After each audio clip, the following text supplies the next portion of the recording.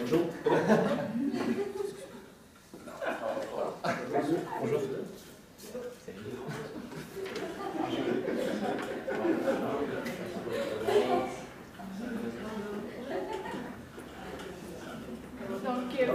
Salut à tous, vous écoutez toute la présentation. Parfait. Parfait. C'est votre présentation. Ouais. Donc, vous êtes l'équipe numéro 6 pour le cas stratégique universitaire. Je vais vous lire les instructions, puis les juges après ça vont pouvoir se présenter. Vous disposez de 15 à 20 minutes afin de présenter votre solution au juge. Le temps s'écoule à partir du moment où un membre de l'équipe débute la présentation. Je vous montrerai le temps restant à l'aide d'un carton lorsqu'il vous restera 10 minutes, 5 minutes, 2 minutes, 30 secondes et les 10 dernières secondes vous seront indiquées à l'aide de mes doigts. Si l'un des membres de l'équipe continue à parler à la fin du décompte, je vais le signifier et la présentation s'arrête dès cet instant. Si vous faites moins de 15 minutes, il y aura une pénalité d'1 point par 30 secondes manquantes. Les juges bénéficieront ensuite d'une période de questions de 5 minutes lors de laquelle ils pourront vous demander des éclaircissements concernant votre solution. Notez que lors de la période de questions, aucun décompte du temps ne vous est donné, mais si un membre de l'équipe est en train de parler lorsque le compteur affiche 5 minutes, il est autorisé à terminer sa réponse. Les juges maintenant peuvent se présenter. Bonjour, mon nom est Joanne Denis, je suis conseillère senior en ressources humaines. J'ai le scoop en matière de mariage. Bonjour, mon nom est Sandra Blanger, je suis responsable des marchandières pour production alimentaire. Bonjour, mon nom est Pascal Perron, je suis Zone Business Manager pour Expo Aliments dans l'Est du Québec. Bonjour, mon nom est Vicky, je suis coordinatrice en acquisition de talent pour Pepsico Breuvage. Bonjour, je suis Kevin Néron, je suis conseiller en ressources humaines au ministère de l'Agriculture et des Finances Canada. Wow. Super. Ok, on peut commencer. On démarre. Donc, d'abord, merci à tous pour votre présence, merci pour votre attention. Je présume qu'on a déjà la sixième équipe qui passe. On s'est pas avoir marre, on est fatigué, puis on ne fait pas. On va essayer d'être dynamique. Donc, mon équipe et moi-même allons donc procéder à la présentation. Équipe constituée par Philippe Hébert sur ma gauche, Olivier Prost sur ma droite, et Jean-Baptiste Faginelli, moi-même. Donc, une équipe plutôt internationale. Et on va passer tout de suite à la deuxième diapositive. Ah oui, merci. Donc, le mandat que vous nous avez confié, on le rappelle, et celui qu'on a pris, ça va être le rehaussement des ventes du produit Wavy ondulé suite à un échec du lancement lors de l'année 2015. Donc, je présume que vous savez tous ici ce que c'est que les Wavy ondulés, et puis si je suis là, mais bon, on travaille tous pour Pepsico, donc vous le savez très bien. Et on a en fait dégagé des objectifs secondaires particuliers pour vraiment mettre en valeur à travers cette présentation, qui sont en fait le changement de stratégie marketing concernant ce produit qui est juste là devant vous et la motivation des équipes de vente au sein en fait de l'équipe Québec Est plus précis. Ensuite, passer à la prochaine. Donc voilà, la présentation va se diviser en 4 sous-parties. On va commencer par une analyse de l'environnement, une analyse du produit, donc votre site FOM, quelque chose de très classique. Ensuite, on va développer la stratégie et les points clés qu'on a abordés pendant notre réunion de 3 heures, c'est ça, notre réunion. On va ensuite vous parler de l'implantation, c'est-à-dire le cas concret sur une ligne de temps définie qui contiendra le budget, qui contiendra tous les détails qu'on ne vous aura pas cités déjà dans la deuxième partie. Et ensuite, vous en doutez bien, on va passer à la dernière partie qui est la conclusion. Et puis période de questions-réponses, 5 minutes si j'ai bien compris. On est good. Je vais passer à la suivante. Merci. Donc, je vais passer la parole à mon collègue Philippe. Alors, pourquoi le deuxième round? C'est un peu le nom de notre stratégie aujourd'hui. Deuxième round, pour une deuxième chance aussi. Ça a été mentionné aussi dans le dossier. L'équipe de vente que vous avez est assez forte. Cependant, il y a des raisons aussi pourquoi le décollage de ces ventes-là, ça n'a pas eu lieu, comme vous le vouliez concrètement. Donc, nous, on a analysé le dossier, on a eu la chance de le faire pendant 3 heures de temps. Puis, on s'est dit qu'il y avait un certain problème. Je pense que le produit a mal été positionné. En fait, ça, c'est un avis qu'on vous présente ça. Il a mal été positionné. Puis, je pense qu'il a peut-être été mal compris aussi du bord à l'interne, peut-être par les vendeurs en tant que tels. Et ça, ce que ça fait, c'est que si les vendeurs ne comprennent pas exactement comment on va positionner le produit, ben, il y a un problème aussi quand on arrive pour faire face à l'externe pour les clients qui arrivent dans les épiceries, tout ça. S'ils ne voient pas ils ne perçoivent pas la même image que vous envoyez du produit, eux, ben, il y a un problème évidemment. Donc, pour remédier à tout ça, c'est de bien comprendre le produit. Puis nous, on vous propose même une autre solution. Okay? On pense que vous avez une reconnaissance de marque assez incroyable. Lays, plutôt Lays. Donc, ça, c'est assez puissant. On veut conserver ça. Nous, on pense que ce serait ça le mieux. Donc, à la place de positionner ça dans les étagères qui sont avec les autres chocolats, tu sais, Aero, tout ça, les autres compétiteurs pour ça, on pense qu'on devrait garder ça dans les chips, dans les secteurs des chips, Doritos, toutes les autres gammes Lays également. Pourquoi? Pour créer l'effet surprise, l'effet parallèlement. Les gens vont arriver dans l'épicerie, que ce soit n'importe laquelle, ils vont acheter un sac de chips, puis ils vont voir le sac de chips au chocolat, puis ils vont être surpris. Parce que c'est pas du commun, ça. Puis c'est ça que je trouvais intéressant tantôt avec mes collègues, parce que vous êtes les premiers que je vois, moi, sur le marché avec des chips au chocolat. Ça m'a surpris parce que je ne savais même pas que ça allait être ça. Tantôt, j'ai fait voir des chips au chocolat, j'ai vu ça. Donc c'est pour ça qu'on s'est dit, hey, on devrait faire ça pour les épiceries, ça fait effet surprise, autant que les dépanneurs, les pharmacies, etc. Okay? Donc c'est ça va pour un deuxième round, puis on va développer là-dessus au cours de la présentation. Alors, je vais continuer sur ce qu'il y a avec Céline et Philippe, je vais continuer avec une analyse classique des forces, faiblesses, opportunités, menaces. Donc je vais tout d'abord commencer par une analyse interne. Donc on va commencer par du positif, on va commencer par vos forces. Ça me paraît intéressant de vous les rappeler. Votre marque est très très connue. C'est-à-dire que vous n'aurez pas besoin de justement vous faire un nom, tout ça, tout le monde connaît PepsiCo, Frito-Lay. Ensuite, je vais vous rappeler aussi l'expertise de votre logistique. C'est-à-dire qu'on n'a pas revu dans notre stratégie préparée, on n'a pas revu justement tout ce qui est logistique. Mais justement, on sait que vous avez une expertise là-dedans, on a attaqué sur d'autres points. Ensuite, l'expertise de l'équipe de vente, pareil, pas besoin de changer ni rien. C'est vous implanter des produits assez régulièrement, des produits dans les supermarchés, donc rien à apporter à ce niveau-là. Autre force, vos ressources humaines, c'est-à-dire que vous avez des stratégies basées, c'est un avantage, c'est une force, pardon, comme une faiblesse, je reviendrai là-dessus après. Et là, c'est appliqué à ce cas, votre produit est innovant, comme l'a dit Philippe, qui a déjà vu des chips au chocolat. Enfin, ça surprend. Moins drôle maintenant, les faiblesses à l'interne, c'est-à-dire que votre produit, je rappelle ce qu'a dit Philippe, il n'est pas forcément compris de tous vos employés, de tous les vendeurs par exemple. On pense aussi qu'il y a un certain manque de communication entre les départements qui peut être dû justement à cette incompréhension du produit.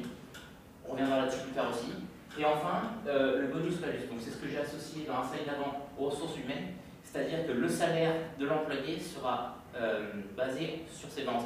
Donc bonus, si c'est un bonus, donc ça peut être une force si le produit est bien, ça peut vraiment motiver. Mais si le produit est un échec cuisant, le malus peut être important et ça peut être vraiment très motivant pour l'employé. Ensuite, on va continuer par l'analyse externe, donc les opportunités. Les opportunités liées directement à ce produit sont les fêtes en hiver. Parce que comme on le sait, le chocolat, c'est le chocolat sous cette forme, donc pas sous forme de glace, mais vraiment sous forme de chocolat. C'est plus un produit d'hiver, c'est lié au climat, au temps, tout ça. Et une autre opportunité, c'est mal dit, mais c'est les cinémas. C'est-à-dire qu'on pense que vous pourriez implanter votre produit dans les cinémas. C'est un marché que vous n'avez pas encore saisi et vraiment qui peut s'avérer très très rentable. Enfin, les menaces, ce sont les confiseries des concurrents, c'est-à-dire tout ce qui est KitKat, tout ça, ce qui peut régaser, confiseries classiques à base de chocolat, et puis l'entrée en marché de produits similaires des concurrents. Parce que, admettons que votre produit marche vraiment bien, au chips de chocolat, si votre concurrent voit que ça marche vraiment bien, il va se dire pourquoi je laisserais le monopole à PepsiCo, Frito-Lay.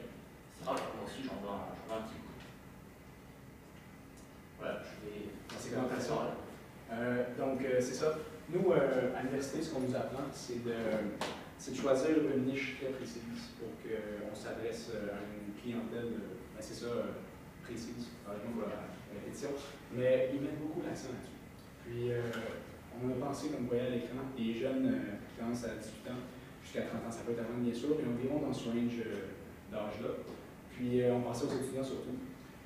Proche de l'université, il y a des épiceries, même si je parle de l'Université Laval ici, le Provigo, IGA, tout ça, des gens qui habitent à Sillery, que ce soit dans l'enseignement, tout ça, proche de l'Université Laval, même chose pour Montréal. Donc on implante ça.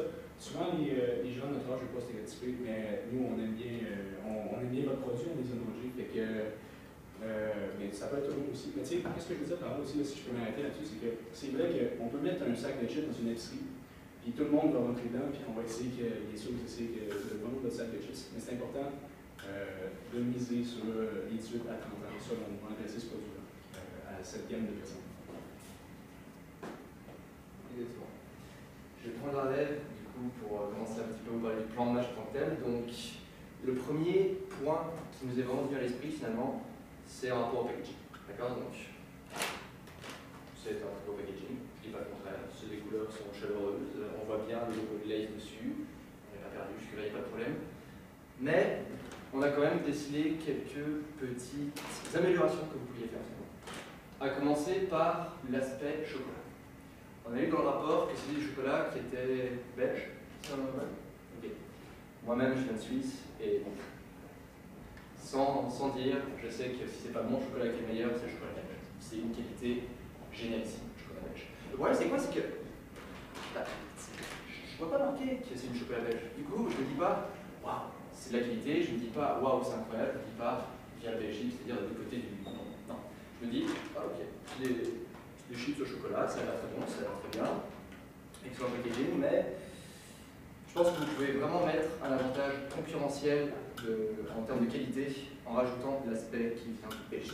Ça, c'est porte ouverte pour beaucoup de personnes. Autre, quelque chose de très intéressant, quand on m'a apporté en fait ce paquet tout à l'heure en salle de réflexion, j'ai tout de suite cru que c'était des chips au chocolat blanc. Donc, pourquoi? Je vais vous expliquer simplement. C'est parce qu'on voit que la couleur est quand même pas mal foncée. Et l'association que la plupart des gens font, encore une fois, j'ai grandi en Suisse, j'ai passé ma vie dans le chocolat tous les jours. Le chocolat, en tant que consommateur, je connais bien. Ce qui m'a inspiré, c'était finalement du chocolat noir de que non, finalement. Un autre aspect extrêmement vendant que vous avez là, c'est une alliance de sucré-salé. Donc, je pense qu'il faudrait aussi peut-être revoir un petit peu au niveau de la couleur, c'est-à-dire peut-être pencher sur quelque chose de plus clair, comme du bleu. Vous voyez une bouteille de chocolat, elle est bleue, vous savez directement que c'est du chocolat au lait, vous savez directement ce que c'est, enfin, il n'y a pas vraiment de rien qui fait. Autre chose, au niveau du visuel, pourquoi une couleur plus claire? Parce que on a commencé par mettre ce paquet dans des rayons de confiserie.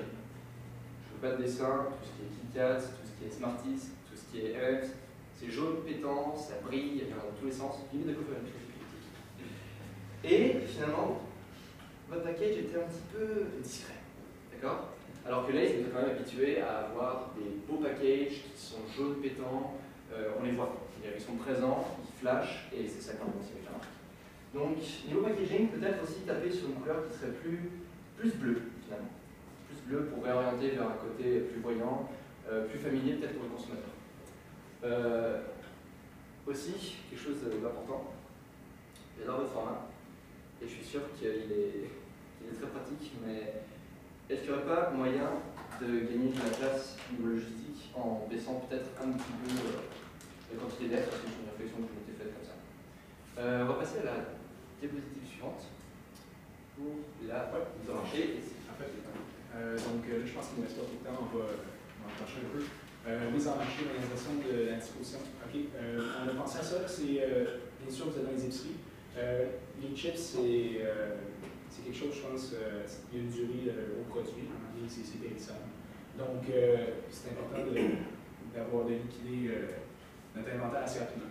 Donc, quand on a des problèmes comme ça qui arrivent, quand ça s'en vient pour couvrir, c'est important, comme je dis, de liquider. Donc, qu'est-ce qu'on fait pour ça? Nous, on a pensé, comme ils font un peu chez Costco, il faut faire goûter ça.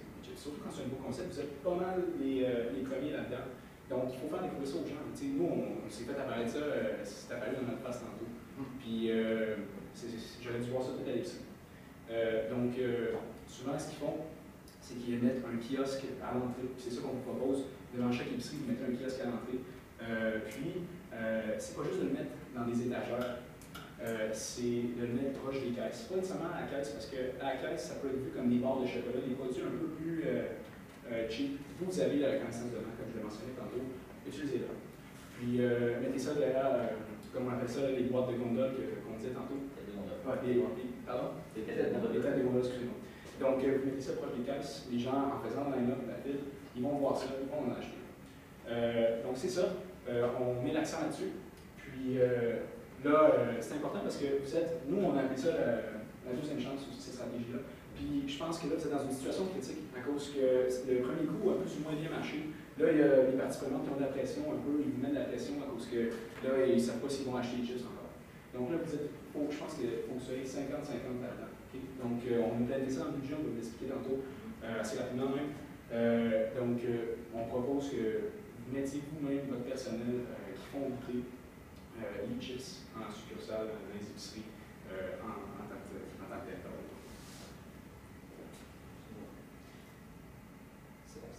On va continuer justement sur la promotion. Je reprends le fil de Philippe.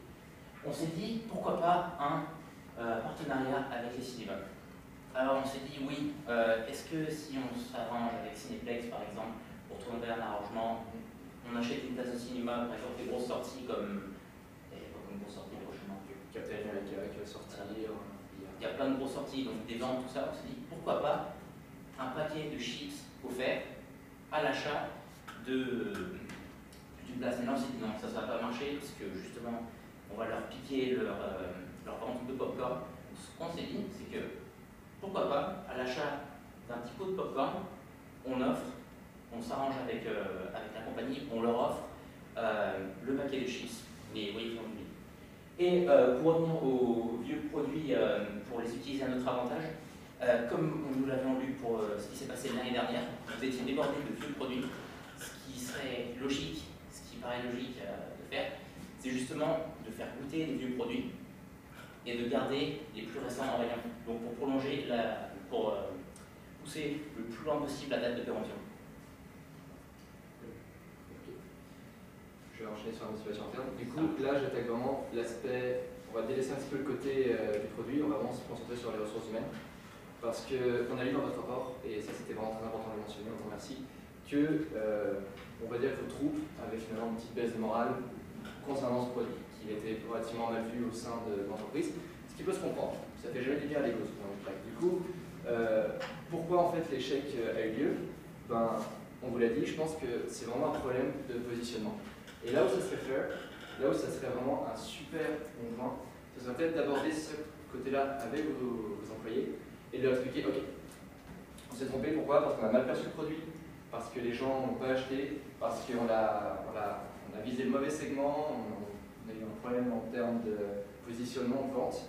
Expliquez-leur ça. Expliquons-leur ça, mais surtout, ça c'est pour les accrocher, c'est pour leur rappeler pourquoi en fait il y a un problème. Là où ça va commencer à être intéressant, c'est quand vous avez commencé à changer, c'est quand vous avez commencé à changer la vision de votre produit par rapport au produit. C'est-à-dire que, ok, si vous êtes là, on est d'accord, tous les 5, c'est pour avoir un plan, c'est pour avoir une idée, c'est pour passer à autre chose avec les waves ondulés. Attaquez avec ça, avec vos ressources humaines, reboostez-les. On parle de deuxième round d'ici parce que c'est vraiment comme ça qu'on le conçoit. C'est la deuxième chance que vous avez, et cette fois-ci c'est la bonne, vous cartonnez. C'est le grand retour, c'est la revanche, c'est la deuxième mi-temps, et ça va super bien se passer. Mettez ça dans la tête des employés et on est sûr que les ressources humaines vont suivre. Je reprends aussi ce que disait mon collègue Olivier vis-à-vis de cette histoire de bonus, de malus, de prime. Très bien, gardons-le parce que avec ce nouveau positionnement, avec cette nouvelle stratégie, on est persuadé que ça va repartir au niveau des ventes et donc forcément ça va repartir au niveau des profits. Les profits qui aussi au niveau des bénéfices et donc on pose des primes des employés, ce qui font que. Pardon. Je sais pas, enfin pour le management, vous savez comment ça marche, on paye les gens plus, ils travaillent plus. C'est la même non, peut-être dans ça. On va passer à la prochaine slide s'il te plaît. Du coup, oui c'est ça. Bonus malus, avant. Pas de soucis, c'est toujours plaisir.